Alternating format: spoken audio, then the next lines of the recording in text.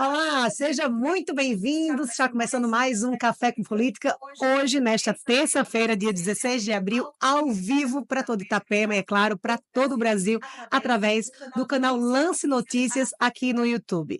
E hoje nós temos a satisfação de receber aqui nos nossos estúdios um jovem empresário de Itapema, André de Oliveira, ele que vai assumir como deputado estadual, primeiro deputado estadual de Itapema. Seja muito bem-vindo, André.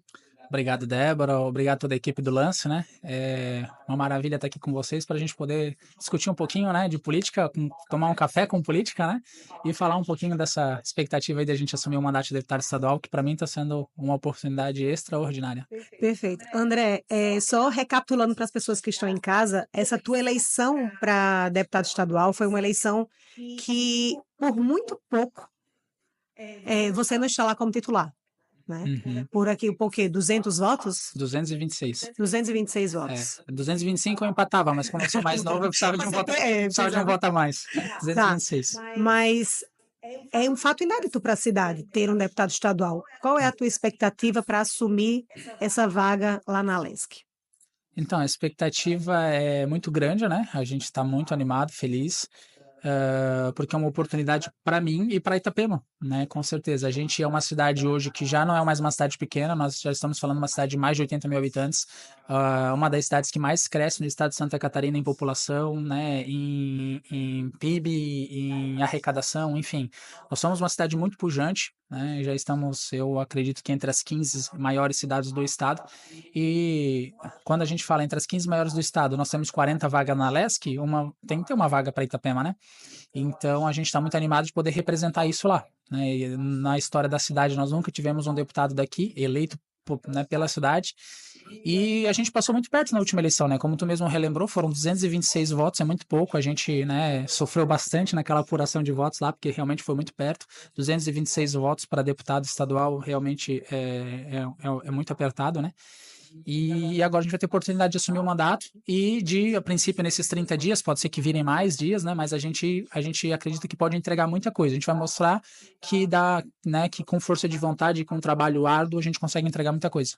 Sim, a gente sabe, e é fato, as pessoas de casa também sabem que o cargo de deputado federal tem a Estadual. sua, desculpa, deputado estadual, né? Tem a sua função ali de legislar, de fiscalizar, de propor leis, até de indicar algumas emendas, né, ao executivo. E o período de 30 dias é um período teoricamente curto. Como Uhum. você tem se preparado para passar esses 30 dias assumindo esse cargo de deputado estadual? Então, a gente tem se preparado com muito planejamento, né, com a equipe, claro. Então, a gente, além da equipe do deputado titular, que é o deputado Matheus Cadorim, já quero aqui deixar né, um abraço e o agradecimento para ele, pela parceria que a gente tem tido desde o começo do mandato. Ele sempre teve com as portas abertas para mim, e não só para mim, que sou o primeiro suplente, mas para todos os outros, para todo o partido. Então ele é nosso representante do novo, né, na Assembleia, e agora eu vou ter a oportunidade de, né, nessa parceria aí com ele, representar o nosso time do novo no estado de Santa Catarina na Assembleia Legislativa por esses 30 dias. Então, assim, a gente tem se preparado com a equipe e com muito planejamento. Por quê? Até aqui nos bastidores eu estava comentando um pouco contigo, né?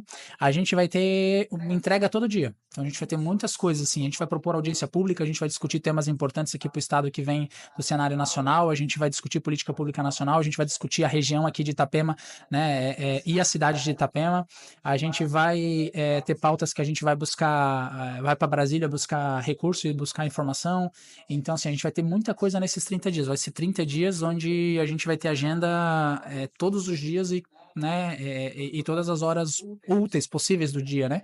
Então, com isso a gente só consegue com muito planejamento. Então, a gente está alguns meses, digamos assim, né, planejando e organizando esses 30 dias, para que a gente possa realmente entregar resultado e mostrar para que veio, né? Veio para trabalhar. Essa é a ideia. Tá. Uma função, voltando assim para a função de deputado estadual, né? E todo esse planejamento que tu tem preparado, como você pensa, quais as áreas, né? Quais as áreas que você pretende atuar fortemente em favor da nossa cidade? E com relação a Itapema, isso é interessante, né? Porque assim, tem algumas coisas que são críticas aqui e todo mundo sabe, né? Vou trazer duas que são questões importantes que eu pretendo trabalhar muito forte nesses 30 dias e o nosso planejamento está em torno disso. Primeiro, é a mobilidade urbana. Então a gente precisa levantar as informações e as possibilidades, né, que a gente pode trazer para Itapema no sentido de mobilidade urbana. Então a gente vai ter, além dos órgãos de infraestrutura do Estado, a gente vai ter também agendas em Brasília com, né, os órgãos responsáveis pela a nossa BR-101, por exemplo, a NTT, DENIT, né, que é o Departamento Nacional de Trânsito. A gente vai ter reuniões com, né, vai propor reuniões com a autopista, que é a concessionária que cuida da BR, para que a gente possa pensar em soluções no campo da mobilidade urbana. Esse é um ponto, tá? E aventar a possibilidade de investimento também, né, de recurso para essa área. Outro ponto importante que a gente vai trabalhar bastante, e aí a gente vai trabalhar muito no levantamento de informação, né, e de onde a gente vai poder atuar para acelerar algumas coisas. Por exemplo, a gente está com uma questão da UPA aí 24 horas, que ainda não está funcionando 24 horas, e parece que tem algumas questões aí no governo. Começa às 8 horas da manhã. 8 horas vai até às 10 ou meia-noite, se não me falha a memória. Mas, enfim, a gente tem algumas questões que a gente sabe que tem uma regulamentação do Ministério da Saúde com relação às unidades de pronto atendimento, né, as UPAs. Então, a gente quer levantar informação. Então, a nossa ideia é ter agenda no Ministério da Saúde também. A gente quer levantar algumas questões com relação ao hospital. A gente sabe, e isso todo gestor público deveria saber, que o hospital é muito caro para o município. O município não tem recurso para tocar um hospital. O hospital é média e alta complexidade, e a responsabilidade do município é baixa complexidade. Então, sim, a gente está assumindo uma responsabilidade que não é nossa. Estadual. Então a gente vai ver a nível estado e governo federal o que a gente pode fazer, né? E a gente já tem agendas nesses 30 dias para, inclusive, brigar para trazer recursos para esse hospital, né? E, enfim, a gente tem algumas dúvidas ainda de como o município pretende administrar o hospital, mas a gente vai, no que puder fazer, a gente vai fazer para contribuir também. Tá, então você falou de saúde e mobilidade urbana, tem mais alguma outra área que, dentro deste planejamento do André de Oliveira, está incluso para poder auxiliar Itapema? Tem. Outra área que é bem importante é a educação, porque a gente está com um déficit grande já de vagas de ensino médio, que é responsabilidade do Estado. As escolas estaduais de Itapema estão sucateadas, né? Quem conhece o Olegário Bernardes, estudei lá, e o Colégio Anita Garibaldi aqui na minha praia, sabe que as estruturas estão precárias, para não dizer, né, não utilizar um substantivo pior.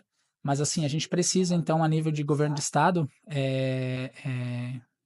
intervir e buscar informação para saber o que o governo está planejando, ou se está planejando alguma coisa para Itapema, né? A gente sabe que já tem demanda para uma escola nova a mais, no mínimo, né? Eu imagino que no bairro Morrete seria o ideal, mas não é só fazer uma escola nova, não é só abrir, né, novas vagas, é a gente resolver os problemas graves que a gente tem nessas duas escolas já existentes, né? Então esse é um problema que a gente quer entrar também com força. Tá, a gente chegou a visitar o Lance Itapema, visitou a escola Olegário, e lá tem uma situação bastante complicada com relação à rede elétrica da escola. Metade da rede elétrica da escola é bifásica, metade é trifásica. Eles têm ar-condicionados, mas a rede elétrica não comporta ligar todos os ar-condicionados ao mesmo tempo. Constantemente a gente recebe aqui denúncias de problemas, né? Falta luz, enfim, a falta de manutenção. O prédio também já é um prédio bastante antigo. Como uma possível solução prática, tu acredita que uma parceria público-privada, por exemplo, de construtoras da cidade, junto a essas escolas, você acha que seria uma solução? Com certeza. Eu sou do novo, né? Então, assim, a gente é super favorável a iniciativa privada participar, né, na construção de políticas públicas. Então, as participações público-privada, com certeza, é uma solução interessante. Agora, a gente precisa ver a contrapartida do Estado, né? O que o Estado quer fazer nesse sentido. Então, essas são algumas coisas, alguns temas que a gente vai buscar resposta. Porque a gente conversa, tu sabes, eu sou muito inserido no meio político aqui da cidade. A gente agora está discutindo, né, eleição municipal e grupos políticos, enfim. Então eu sou muito inserido no meio político da cidade. Até a gente estava aqui conversando, né? Hoje eu tenho feito muito mais bastidor. Tanto é que agora com o mandato a gente vai voltar para, né, vai voltar para a mídia, vai voltar a colocar a cara à disposição da comunidade, né? Eu estava muito fazendo um trabalho de bastidor. Então a gente sabe das problemáticas da cidade. Só que falta muita informação. Por exemplo, a gente não sabe ainda, que é o que eu vou buscar, qual é a ideia do Estado, né? O Estado quer investir, o Estado quer qual a ideia, o que que querem fazer aqui? Quer realmente ir para uma participação, né, por um projeto aí que a iniciativa privada entra junto? Por exemplo, o Estado tem uma área muito valiosa aqui na minha praia, que era a área para construção do novo Anitta, Garibaldi, alguma coisa assim. Então, aquela área é muito valiosa. De repente, daria para fazer né, uma forma de projeto onde a iniciativa privada de repente entregasse alguma coisa na área ou ficasse, né, tipo como se fosse uma permuta, né? Eu sei que tem uma questão legal, tem que ser via licitação também, Via PPP também. não é tão simples, mas de forma que a iniciativa privada entregasse de repente essas estruturas, né, e essas reformas escolares que a gente tanto precisa aqui e recebesse alguma coisa do Estado, Algo enfim. similar aconteceu agora lá em Porto Belo com relação à UPA. Né, Uhum, que uma empresa entregou o prédio, entregou, né, recentemente o prédio da UPA pronto, em um ano, o uhum. que o prefeito Joel falou que se fosse da iniciativa totalmente pública, sairia em 2, 3 anos. Sim, Então, assim, exatamente. foi muito mais rápido e É, muito mais essa é eficiente. uma experiência interessante que a gente tem acompanhado em Porto Belo e em outras cidades também, que é a utilização da outorga onerosa, dando a possibilidade Também. da construtora entregar a obra em vez do dinheiro. E isso eu vejo com muito bons olhos, por quê? Porque a iniciativa privada ela entrega mais rápido, com mais eficiência, normalmente um custo menor e com mais qualidade. Porque a gente sabe que o modelo público ele funciona, mas ele é moroso, depende de licitação, depende de quem ganha a licitação. Muitas vezes vem gente mal intencionada na licitação, às vezes joga o preço lá embaixo já pensando em aditivo, né? Ou com isso estou excluindo corrupção, que a gente sabe que tem muita corrupção nesses contratos também, enfim. Então, esse formato onde o dinheiro nem vai para a conta da prefeitura, a iniciativa privada entrega a obra, é para mim um modelo ideal, né? Para a gente conseguir avançar em infraestrutura, investimento. Então, essa é uma ideia que tem funcionado, né? É uma formato de lei que tem funcionado em Porto Belo e eu não vejo por que a gente não trouxe para cá ainda, né? Esse formato. Entende? Até porque a gente não tem transparência hoje no como é utilizado o dinheiro da outorga. Eu estou dizendo no município. Agora, a nível estadual, a gente não tem isso, né? Esse tipo de lei, até porque quem regula a questão de território é o município, não é o estado, né? Mas existem com certeza algum dispositivo legal a nível de estado que a gente poderia propor para resolver esses problemas. E com certeza que, minha visão, né? É que a participação público-privada seria o melhor das soluções, né? Com relação ao olegário em específico, essa questão da rede elétrica precisa de investimento. Então, se o formato como vai ser, se vai ser uma PPP, o que a iniciativa privada vai receber de vantagem para investir no colégio, ou se vai ser um investimento Assim, direto do Estado. o que é que eu penso? Desculpa te interromper, mas o que é que eu penso? O que é que eu pensei como cidadã na hora? O Olegário, que é aquela escola enorme, Uhum, com mais de 1.000 alunos, rodeada de construtoras, subindo seus prédios, né, valiosíssimos ali, e a escola passando por, vou falar aqui no popular, perrengue mesmo, uhum, sabe? Passando por sim. uma situação bastante crítica. E por que não a gente juntar esse crescimento pujante de Itapema com tantos empresários, com tantos recursos, poder ajudar de alguma forma o poder público que, infelizmente, que deveria ser de responsabilidade do poder público total, mas já que não consegue tentar, né, dar um sufoco, um suspiro assim para a educação de Itapema. Essa é uma ideia interessante, né? Porque a iniciativa privada, as pessoas, enfim, né, os CPFs, vamos colocar assim, eles podem contribuir, né? Eu vou citar aqui, talvez não, acredito que tu não saiba, mas eu em 2019, acho que foi 2019, eu fui aluno do Renova BR, já ouviu falar do Renova? Sim, Então, eu fui aluno do Renova BR e eu fui quase 30 mil inscritos, eu fui um dos 800 ou 700 selecionados, daí fui para a primeira etapa, daí eu passei para a segunda etapa, que eu fui candidato a prefeito em 2020 aqui, né? E na segunda etapa, que era o Renova BR Executivos, a gente recebeu então, um treinamento para, né, foram 60 candidatos a prefeito do Brasil inteiro, né, selecionados para essa etapa. E eu fui um dos selecionados e a gente teve uma tarefa, uma missão, que era a gente tinha que fazer uma ação social tal na cidade. E eu escolhi fazer uma ação no Colégio Olegário Bernardes. O que a gente fez? Eu juntei alguns voluntários, em casa de 30, 35, 25, 30, 25, 35, não lembro agora de cabeça, mas de 25 a 35 voluntários, consegui várias doações na iniciativa privada de material e a gente fez uma mini, né, reforma no Colégio Olegário em um final de semana. A gente pintou, acho que foram 8 ou 9 salas que a gente repintou. A gente consertou portas, se eu não me engano, mesas, cadeiras. A gente arrumou a placa do colégio que estava caída, derrubada. A gente recolocou a placa para ter a logo, né, refizemos a lona da placa, enfim, reinstalamos a placa. A gente arrumou o toldo da frente também. A gente conseguiu recurso para fazer o toldo da entrada da secretaria que estava toda avacalhada, a gente conseguiu refazer. Então, foi algumas ações que a gente fez e foi em 2019, se eu não me engano. Então, assim, esse é um modelo que já está aí, né? Dá para fazer de novo, dá para fazer uma ação. Claro que para a gente refazer toda a rede elétrica do colégio, não é um investimento pequeno, né?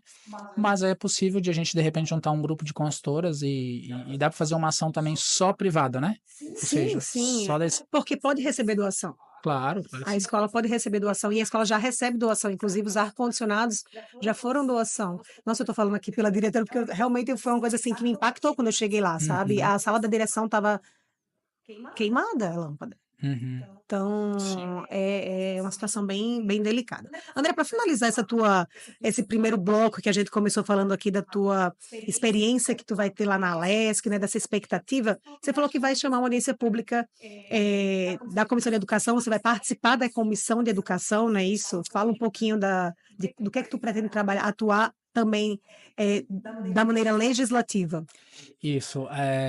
Assumindo agora o mandato de deputado, né? Obviamente as comissões elas já estão instituídas, né?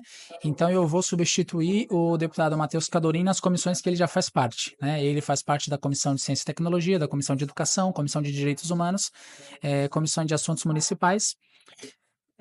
E aí eu substituo ele nessas comissões.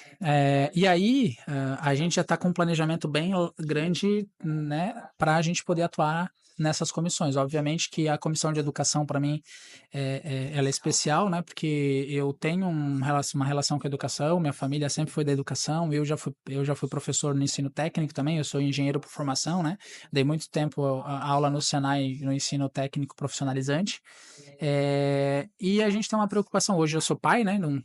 Um rapaz, uma menina de 2 anos e meio, e a gente tem uma preocupação com a educação dos nossos filhos, né? Então e eu estou muito preocupado com o que a gente viu acontecer no Plano Nacional de Educação e aquela movimentação toda do governo federal, com pautas puramente ideológicas, pouco preocupados assim com o ensino de verdade, com o conteúdo né, a ser apresentado, e muito preocupado com a educação, né, a usurpação do papel da família na educação dos filhos, né?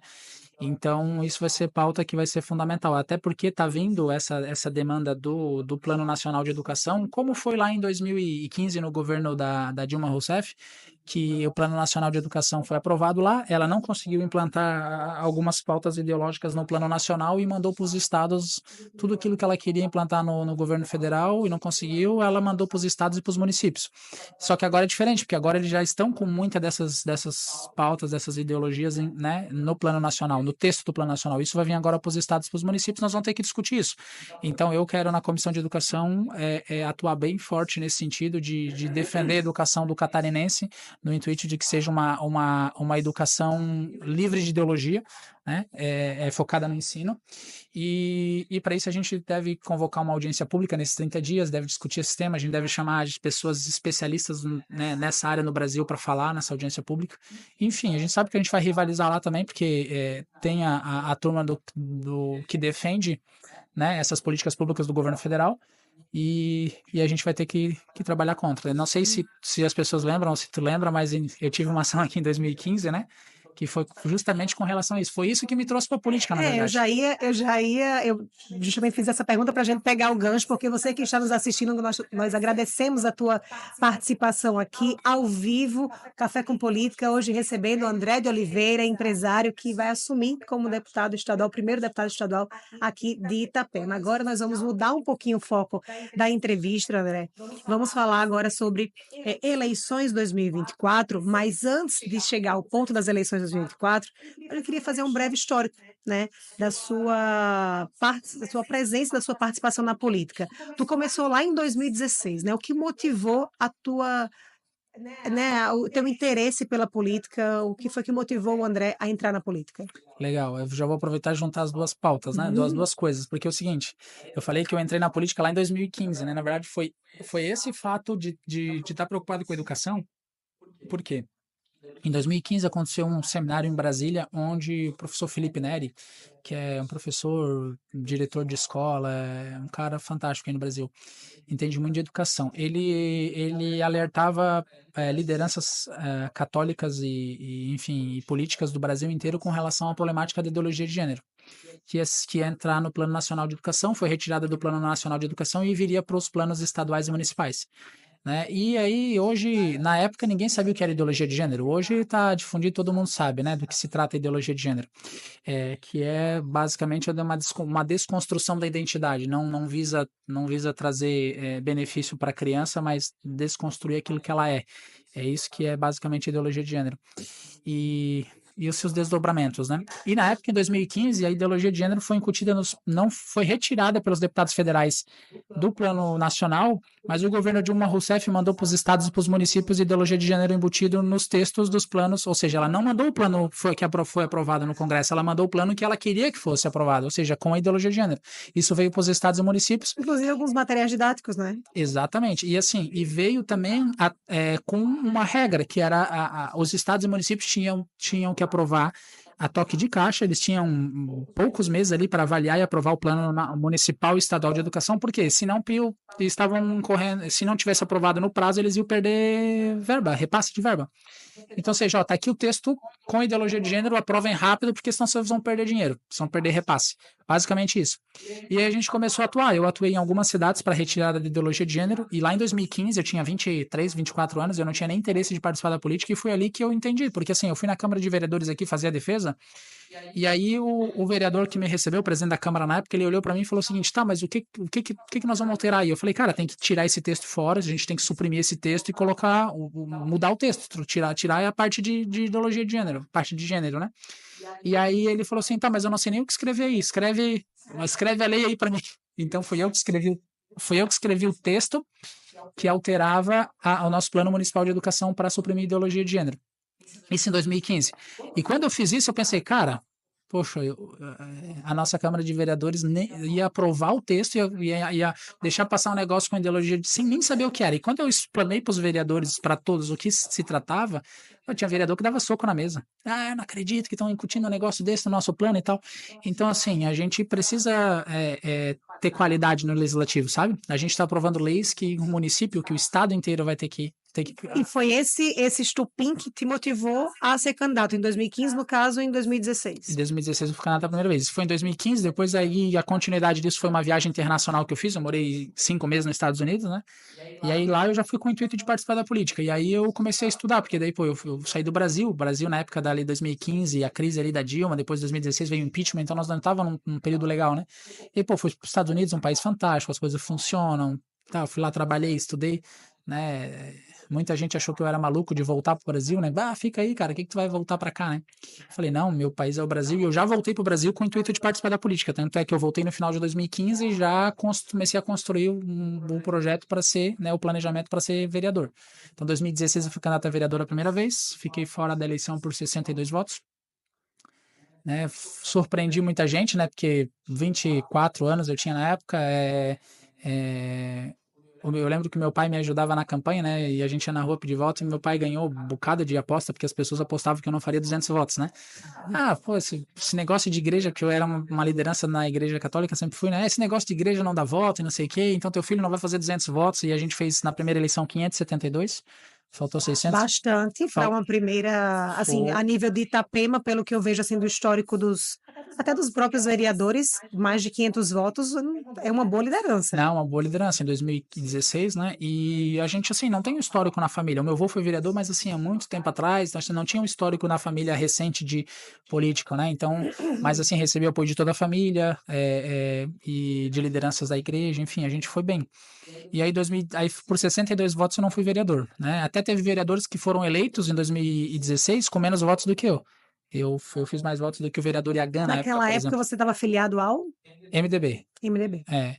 Aí depois eu fui pro Podemos, né? Aí fui candidato a deputado estadual, aí foi outra guerra, né? Que daí o pessoal falava, esse guri é maluco, ele não se elegeu vereador, ele vai ser candidato a deputado. Mas era um projeto que a gente tinha, né, nível de igreja católica, nós temos um movimento que é a Renovação Carismática, e lá dentro nós temos o Ministério de Fé e Política, e eu comecei a atuar no ministério, então eu tinha conhecimento com lideranças no estado inteiro, e eu acabei sendo candidato a deputado estadual, e Nessa frente. nessa frente, saí pedir apoio, né, para essas lideranças, e a gente fez 12.326 votos na primeira eleição, né? E aí surpreendeu a cidade, né? Muita gente ficou impressionada, porque nas conversas de bastidor era que, não, ele vai bem, vai fazer 2.000 votos. Olha, vai surpreender, eu acho que vai fazer uns 3, 4 mil votos. Essas eram as conversas dos botecos, né? Vamos dizer assim. E aí a gente fez 12.000 votos, fiquei de segundo suplente. Eu seria deputado se o Podemos não tivesse se coligado, nós coligamos na época, e aí o outro partido elegeu os dois deputados e o primeiro suplente do outro partido também, na minha frente. Se nós tivéssemos ido chapa pura, o Podemos, né, na época eu era Podemos, nós tínhamos eleito um deputado, eu fui o primeiro do partido. Enfim, não era para ser também. Aí em 2020 eu fui candidato a prefeito a primeira vez. Aí muita gente pergunta, pô, André, por que tu não foi vereador em 2020? Eu queria muito ter ido a vereador em 2020, mas eu acabei construindo, né, o partido, eu não tinha Podemos aqui não existia, então eu acabei montando o Podemos, e aí quando tu começa a montar um partido, tu começa a assumir compromisso, né? E aí o compromisso era de eu ser candidato a prefeito. E aí eu pensava, mas se eu for candidato a prefeito, vai me ajudar para a eleição de 2022 a deputado. Então, eu já ia perguntar, você se arrepende de naquele ano ter saído candidato a prefeito e não a vereança? Sim, me arrependo. Uhum. Se eu fosse vereador hoje, eu teria 4 anos mostrando o trabalho, né? Por que a gente veio. Então, me arrependo com certeza. Você acha que foi você foi empolgado achei... naquele espírito de 20, de 12.000 votos? Eu fui empolgado, mas assim, a gente sabia que era uma eleição difícil. E eu queria... São eleições totalmente distintas, né? Assim, a eleição para deputado estadual e federal e a eleição municipal são totalmente diferentes. Muito diferente. Às vezes as pessoas entendem, claro, como estratégia política, sai a deputado estadual para ter o nome pulverizado na cidade e no ano seguinte vem a vereador ou até a prefeito, né? Se tiver um bom número. Mas são eleições totalmente diferentes. E as pessoas às vezes não percebem isso. Sim. E acabam cometendo erros, né? Exatamente. E o que acontece? Eu imaginava o seguinte, né? A eleição de vereador seria uma boa eleição para mim em 2020, né? Mas a gente começou a construir o grupo e eu assumi o compromisso de ser candidato a prefeito, porque na estratégia do nosso grupo, a gente imaginava que eu, candidato a prefeito, nós iríamos crescer. Era muito difícil de ganhar a eleição, realmente era difícil, mas nós iríamos crescer politicamente, ia se tornar conhecido na cidade. E 2022, que o projeto era eu ser candidato a deputado em 22 de novo, e nós imaginávamos que faria uma eleição muito maior e que eu seria deputado. E na verdade a gente não foi deputado por muito pouco, né? O projeto deu certo, que a gente falhou em algumas coisas na execução. Mas então a leitura de 2020 era que a eleição de prefeito me ajudaria para deputado, mas a realidade é que não ajudou muito não, porque a gente não cresceu tanto que esperava crescer, né? É porque você entende que o inverso ajuda você sair candidato a deputado estadual, pode até te ajudar a ficar conhecido na eleição municipal. Mas a eleição municipal, para fazer o inverso, ela não tem o poder. Né? Não te dá tanto suporte para isso. Enfim, e é uma coisa que eu sou muito cobrado, né, pelas pessoas, e elas não cobram por mal. Eu entendo isso com bons olhos, né, porque muita gente que já postou, é engraçado, mas eu tenho alguns apoiadores que brincam, pô, eu já tô contigo 4 eleições, tenho que ganhar uma. Então, sim, né, as pessoas querem ver o André chegando lá para ver o que vai entregar. Então, até por isso que esse período agora de mandato como deputado vai ser muito importante para a gente mostrar para as pessoas um pouco da nossa capacidade. Vai conseguir entregar tudo, né? Não é um mandato de 4 anos, mas a gente vai conseguir entregar muita coisa em 30, pode ser que seja um pouco mais, né? Dias, e aí as pessoas vão ver, opa, já vai dar para saber se realmente é um pouco do que espera do André, né? Quem tá apostando quem já tá apostando em mim aí há 4 eleições, né?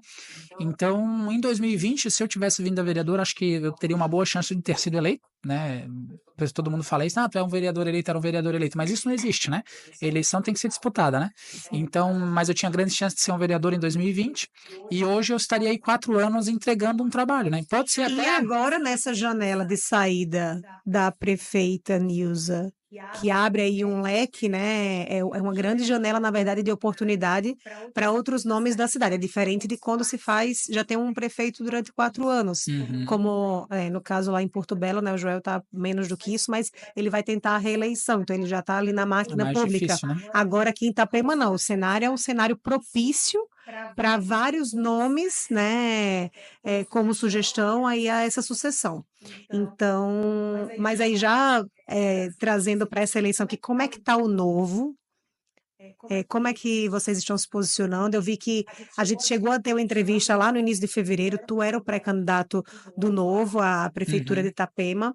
Como o Novo tem se comportado e como vocês avaliam, né, esse cenário agora? Então, é justamente isso, é uma janela de oportunidade, né?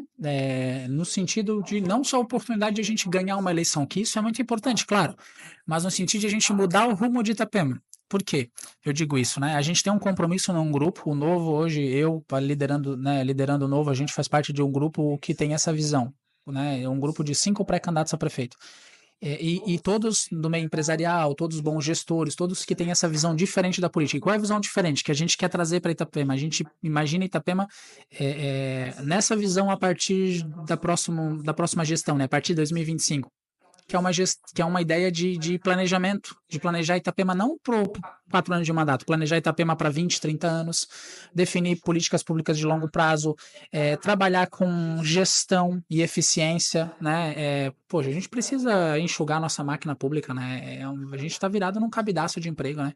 273 cargos comissionados, resultado muito pouco, a gente tem, sabe que tem, o Eu ia dizer, o problema não é ter 273 cargos comissionados, problema é não ter é resultado. saber se esse trabalho está sendo bem executado. Mas o problema não é ter 273, mas às vezes porque consome recurso e se tu não tá recebendo o retorno, é ruim. E às vezes consome o recurso que daí tu vai investir em obras, tu vai investir em outras políticas públicas que vão dar retorno. Porque eu digo isso, parece que eu escutei esses dias uma comparação que acho que é 273 cargos comissionados em Itapema para 80 e poucos mil habitantes, enquanto Florianópolis, que é quase 600 mil habitantes, tem 400 cargos comissionados. Então, quando tu compara com cidades maiores, a discrepância fica muito grande, sabe? Enfim, e a gente tem alguns caminhos que a gente foi na contramão da gestão, sabe? Aqui a gente vê quadros, né, à frente de pastas que não são técnicos, então, um secretário sei lá, vou usar um exemplo aqui, né? Um secretário de turismo que às vezes não é da área, ou se é da área, mas não está entregando resultado, porque a gente tem que ter alguém que seja técnico, seja da pasta, que já entregou resultado na carreira e que vai trazer resultado para Itapema. A gente precisa de um modelo de gestão que tenha metas, que tenha planejamento e que tenha como medir isso, sabe? Tá alcançando as metas? Pá, se não tá, troca, se não tá, muda, se não tá, vão para outra direção, sabe?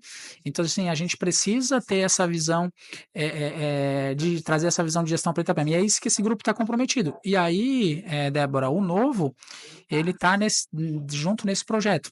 Eu sou pré-candidato a prefeito pelo Partido Novo, nós estamos montando o partido, né? Montamos, na verdade, o partido com uma chapa de vereadores muito qualificada. Nós temos alguns médicos na chapa de vereadores, nós temos empresários, nós temos pessoal da educação, pessoal da cultura, assim, pessoas de várias áreas do conhecimento preparadíssimas para assumir, né, a Câmara de Vereadores. Então, nós vamos eleger vereadores no Novo. Nós acreditamos muito nisso, né? O Novo chegou em Vocês estão Itapema. com uma boa nominata, então, para a vereança. Sim, certeza que nós vamos eleger um vereador, certeza. E aí nós vamos brigar pela segunda vaga, né? Obviamente que eu assumi um compromisso com o grupo, né, novamente, de não ir a candidato a vereador, eu sou pré-candidato a prefeito, e a gente está trabalhando em cima disso. Como eu estava falando aqui nos bastidores para ti, eu estava trabalhando muito mais bastidor para a gente ter um grupo de oposição que realmente possa ganhar as eleições, e o meu nome tem aparecido muito bem, né, no cenário bastidor, nas pesquisas, a gente tem crescido, a gente está avaliando isso ainda agora, vamos avaliar agora com o mandato qual que vai ser o resultado disso, né? Mas a ideia é que o melhor nome do grupo seja o candidato a prefeito, né? Se o melhor nome for o meu, eu vou estar à disposição do grupo para a gente concorrer às eleições, até por causa dessa janela de oportunidade que a gente tem agora, né? Que a prefeita Nilza, ela não é candidata à reeleição, então a gente vai apresentar esse modelo diferente para a gente tocar Itapema, digamos assim. E aí o eleitor precisa entender, cara, a gente precisa de uma mudança de verdade, que às vezes não é uma mudança só do nome do prefeito, porque se tu parar para pensar, pega aí 30 anos para trás, a gente tem mudança de vários nomes passaram na prefeitura, mas o modelo é praticamente o mesmo. E os resultados são parecidos. Algum prefeito entrega um pouco mais de obra, outro entrega uma saúde um pouco melhor, outro entrega uma educação um pouco melhor, mas Itapema continua sendo uma cidade sem planejamento, sem uma visão de longo prazo, uma cidade que não sabe para onde vai crescer e com os problemas, em vez de diminuírem, os problemas crescendo. A gente está com um problema, e eu vou dizer, não é nenhum problema, nós já estamos colapsados, nós já estamos quase sem mais muito ter para onde correr na questão da mobilidade urbana, entendeu? De infraestrutura na cidade, nós estamos hoje sem locais, por exemplo, para promover lazer na cidade, para construir praças, parques, entendeu? Porque não foi previsto isso, não foi planejado isso. A gente está com a saúde também com um problema muito grave. Agora vai entregar um hospital. Beleza, o problema não é entregar uma obra no hospital. Isso para uma cidade que nem a nossa é fácil. Eu quero ver tocar esse hospital, entende? Então, assim, a gente tem problemas sérios para resolver na cidade. E a gente precisa desse modelo, ao meu ver, né? Um modelo que vai gerir o dinheiro público de forma eficiente e vai entregar resultado, e vai medir esse resultado, entendeu? Acho que esse é o ponto. As pessoas que estão em casa nos assistindo agora, a gente chegou num ponto bastante crítico, que eu diria, logo no final da nossa entrevista, mas eu não tenho como a gente tocar nesse assunto. Se comenta muito no meio político que existem duas cidades, né? Uhum, Existe a meia praia, existe o centro e os demais bairros. uhum. Como o Novo pretende atuar nessas eleições, tendo em vista que são duas realidades totalmente distintas, dois públicos totalmente distintos, e como você avalia, né, esse cenário do ponto de vista de para angariar votos e conquistar esses dois públicos diferentes? Então, eu vejo que tem dois públicos diferentes, sim, né? Na verdade, não só dois, mas alguns modelos de públicos, digamos assim, né? A gente tem o público nativo, que pensa de uma forma diferente das pessoas que vieram de fora. A gente tem um público mais social, né? Que precisa de políticas públicas sociais, depende muito da saúde. A gente tem um público um pouco, né, mais elitizado, digamos assim, que não está muito preocupado com a saúde do município porque não usa o sistema público, mas aí está preocupado com outras questões que são, né, questões de, por exemplo, turismo, alargamento de faixa de areia, mobilidade urbana, enfim. Então a gente tem vários públicos para a gente analisar, mas eu vejo que os problemas públicos de Itapema, eles são os mesmos, indiferente de meia praia ou centro, né? A gente tem problema de mobilidade urbana na cidade inteira. Entende?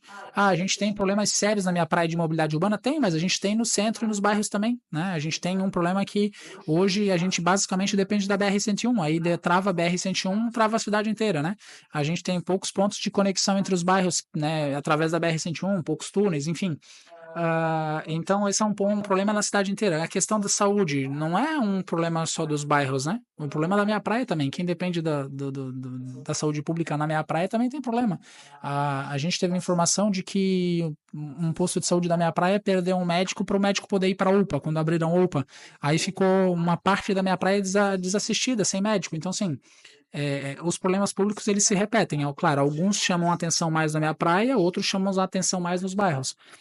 Mas eu penso que, assim, hoje a gente precisa voltar para aquele mesmo modelo de planejamento, entendeu? De chamar a gente que entende do problema. Por exemplo, a gente quer avançar em turismo em Itapema. Itapema não é uma cidade turística. Eu sou apaixonado por aqui. Eu sei das belezas de Itapema, eu sei do potencial de Itapema, mas vamos lá. Itapema é uma cidade turística. Itapema está no trade turístico. As pessoas no Brasil inteiro, quando falam em viagem, pensam em Itapema? Não, mas por quê? Porque a gente não tem alguém aqui pensando Itapema para colocar Itapema no trade turístico, entende? A gente precisa trazer algum profissional de Gramado, algum profissional, sabe, de Campos do Jordão, algum profissional, ou até daqui da cidade vizinha de Balneário Camboriú, que hoje é uma cidade turística, né? Que é uma cidade que é pesquisada no Brasil inteiro, no mundo inteiro para receber visita. Por quê? Porque tem atrações, porque tem o que fazer, porque tem estrutura. Então a gente precisa copiar os modelos que deram certo, a gente precisa trazer profissional profissional de alto calibre dessas cidades, dessas regiões, para ajudar a gente a construir isso em Itapema. E nós temos potencial para isso. Cara, nossa cidade ela é fantástica em belezas, em riquezas naturais. Estou usando um exemplo, né? Então, assim, eu não vejo muita distinção entre meia praia e os bairros. Eu vejo que a gente é uma cidade só, a gente precisa entender isso. Eu não fico bravo porque eu sou um cara tranquilo, né? Mas, cara, não existe Itapema e meia praia. É Itapema. Meia praia faz parte de Itapema. É um bairro hoje mais desenvolvido? Mas você concorda comigo que um pré-candidato, por exemplo, da meia praia tem muita dificuldade em receber votos de quem é do centro? Eu não vejo essa dificuldade. É que eu vejo que assim, ó, é que um candidato que é da minha praia, ele vai melhor na minha praia porque ele é mais conhecido lá. E as pessoas lá como é que eu posso dizer, se conectam com ele, mas eu vou dar um exemplo. Eu sou do centro, eu sou dos bairros, né? Eu sou dos nativos, eu sou nativo, né, da cidade. Então eu sempre, se tu pegar o meu mapa eleitoral, eu sou sempre mais votado nos bairros nativos e no centro. É onde o mapa de calor, digamos assim, eleitoral é mais forte. E menos Morretes e Meia Praia. Mas o meu voto na minha praia é um voto muito qualificado. Então, assim, eu vou bem na minha praia. Eu só não vou melhor porque eu sou pouco conhecido. Entende? Então, assim, não é que eu vejo essa diferença. Mas por que que. Vou dar um exemplo aqui, um amigo nosso que está no nosso grupo político ali, o Adriano Pivoto, né? Por que que o Adriano Pivoto vai melhor na minha praia? Porque a vida dele é minha praia, ele tem a clínica dele na minha praia, ele mora na minha praia, ele está há 20 anos aqui, então ele é conhecido aqui, ele é muito mais conhecido do que eu. Agora, se a gente. Então ele vai mais bem votado. Agora, se a gente pegar o eleitor do Adriano hoje e apresentar o André, ele não, eu tô com o André. Porque é um eleitor pô, tem um perfil parecido, entende? Então, o que eu vejo é o seguinte: eu usei o exemplo do Adriano aqui, vou seguir nesse exemplo, né? Pega a última eleição, deputado estadual. Eu fui candidato a deputado estadual, o Adriano deputado federal. A gente fez uma votação parecida na cidade, né? Em número de votos, em Itapema. E só que eu dominei a região central e os bairros, e o Adriano foi mais votado em Meia Praia e Morretes. Por quê? É simples, não é que as pessoas não gostam de mim na minha praia e não gostam do Adriano no centro. Não, é que aqui ele é conhecido e eu sou conhecido lá. Essa é a diferença. Tá bom. Então, eu vejo assim, né? Tá certo? E aí a gente vai ter agora a oportunidade na eleição municipal de se apresentar para a cidade inteira, né? Então, e aí venha não vou jogar aqui como estratégia, porque eu não vou jogar minhas estratégias também, mas talvez unir nessa. Eu batizei vocês de A Liga, que realmente parece a Liga mesmo, né? A Liga da Justiça. Ótimo, gostei da. E talvez a gente vê nesse grupo, né, que para quem está nos assistindo, o Adriano Pivoto, o André de Oliveira, o João Formento, o Léo Cordeiro e o Clóvis Júnior. Isso. Né? E aí a gente vê essa mescla que eu estava querendo desenhar aqui. Alguns representando mais o centro e os outros bairros, e outros desenhando assim a minha praia. Essa junção, tu acredita que seja realmente uma solução para conseguir os votos e tentar vencer a eleição? Vencer o candidato, por exemplo, hoje da situação? Sim, com certeza. Eu acho que, assim, pensando estrategicamente e eleitoralmente, é importante sim ter vamos supor, na chapa prefeito e vice, ter um de cada canto, digamos assim, né? Eu vejo que a gente pode conquistar os votos de um lado e de outro, mas é importante ter essa representação porque fica mais fácil, né? A conexão é mais rápida. Então, e aí a gente tem bons nomes de ambos, né? Os lados, tanto meia praia quanto dos bairros, né? E do centro, enfim. Eu sou mais do meio nativo, né? Eu, o Clóvis Júnior, a própria vereadora Beth, que é irmã do Clóvis, está no nosso grupo também, né? Transita muito bem no meio dos nativos. E aí a gente tem o Léo Cordeiro também é nativo, apesar de ser mais, acho que é mais ligado, tem um apoio maior em minha praia, até pela questão, né, da vida profissional dele de corretor, o relacionamento dele com a construção civil. E aí a gente tem o Formento, que é, né, um grande consultor aqui na cidade, que é muito forte, né, muito conhecido na minha praia, e o Adriano Pivoto, que é da minha praia também, né? Se pegar o mapa de calor do Adriano em eleição, sempre foi muito forte aqui na minha praia. Então acho que a gente tem que juntar isso, né? O Clóvis Júnior também transita muito bem na minha praia pela questão de ser empresário da construção civil também, tem uma ligação muito forte com os corretores. Então a gente tem com certeza potencial de agregar a cidade inteira, né? Dentro do grupo. E o grupo é muito forte, por quê? Porque a gente sabe que numa eleição de sucessão, vamos lá, estratégia política, né? E acho que tu vai concordar comigo. Qual que é o jogo do prefeito? Ter o maior número de adversários possíveis. Porque daí, quanto mais adversários tiver, fragmenta o voto. Melhor, porque daí vai um pouquinho de voto para cada um, e ele com a máquina na mão vai fazer 30% dos votos e aí elege o candidato dele. É o que não vai acontecer em Itapema, entende?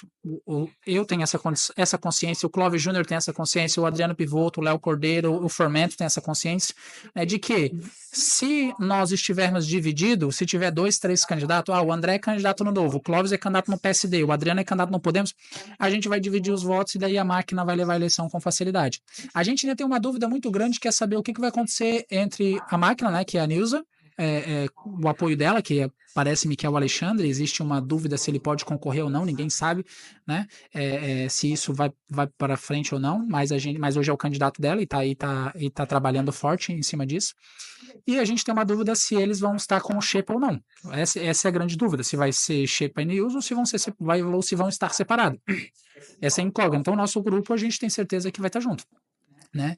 E aí esse é o ponto, porque se for uma eleição polarizada, a gente tem muito potencial, e aí a gente tem representação em todos os bairros, e aí a gente tem um time também de vereadores, né? Hoje nós temos 3 nominatas de vereadores, boas nominatas de vereadores no Novo, no PSD e no Podemos. É porque não adianta também só chegar lá e numa boa disputa para o executivo, se não tem uma nominata de vereadores para fazer uma boa bancada, né? Senão aí não passa projeto. Exatamente, não, exatamente. Não, a gente tem um time legal e, consequentemente, com a eleição majoritária, o time cresce também, né? Então a gente tá bem. A gente fez uma boa construção política nesse sentido, né? E eu vejo que a eleição é muito boa. Ela é uma eleição que está aberta, ela é muito favorável, né, para quem souber jogar melhor. E eu acho que ela favorece a mudança também. E nesse sentido, não é só discurso. O nosso projeto vai ser um projeto de mudança. Nós vamos apresentar um plano de governo com metas que a gente pode alcançar em 4 anos e com uma proposta de planejar a cidade para 20 a 30 anos, que é o que Itapema não tem e que precisa ser feito. E não só feito, mas executado, né? Perfeito. Muito obrigada, André de Oliveira, pela sua participação aqui no Café com Política. Foi uma entrevista muito esclarecedora. Nós, do Lance Itapema, já desejamos um bom mandato, né, de deputado estadual e que você possa aí trazer, né, boas notícias e boas novas para a cidade de Itapema. Débora, toda a equipe do Lance, né, meu muito obrigado. Foi uma alegria poder estar aqui com vocês.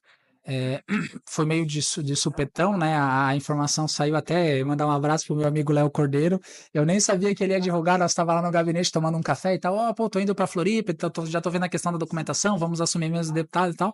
Mas a gente não ia divulgar naquele dia, e aí ele publicou uma foto lá e a gente acabou o negócio já explodindo, né? Que a gente ia assumir como deputado. Então, acho que uma grande parte da cidade aí já sabe. A gente está trabalhando muito já nos bastidores, muito mesmo, para a gente poder chegar e executar muita coisa nesse período que a gente vai estar lá, para trazer respostas e trabalho e resultado para Itapema, para nossa região e para o estado de Santa Catarina também, até porque a gente tem uma liderança, né, com muitas lideranças cristãs, católicas, enfim, e a gente vai entregar também resultado nesse campo, porque muita gente votou em mim esperando isso, né, e a gente vai representar muito bem nesse sentido. E a gente está muito animado, assim, o trabalho está sendo feito, está sendo executado, o planejamento está sendo feito, tem bastante gente trabalhando nisso. E vão ser 30 dias que eu acho que vão ser os 30 dias que eu mais vou trabalhar na minha vida, né? E olha que eu trabalho bastante. Mas Itapema merece ser bem cuidada, merece que alguém trabalhe por ela. E eu preciso corresponder a quem confiou, né, em mim. Foram mais de 5 mil votos que eu recebi na última eleição aqui em Itapema. Foram mais de 8 mil votos, 8.415 precisamente para prefeito em 2020. Então, esse povo que acreditou lá atrás, que tem me ajudado nas eleições, eu preciso, mesmo que por um curto espaço de tempo, mas eu preciso entregar alguma coisa para eles dizer, ó, é pouco tempo, mas tá aqui alguma coisa que eu posso entregar para vocês e espero que seja um bom trabalho, né? É para isso que eu estou planejando, é para isso que a equipe está trabalhando a mil aí. E é isso que o povo de Itapema espera. Muito obrigada pela sua participação. Estamos terminando aqui o nosso Café com Política. Você que nos acompanhou, muito obrigado pela sua presença aqui e continue muito bem informado no nosso site www.lanceitapema.com.br ou então nas nossas redes sociais. Até lá.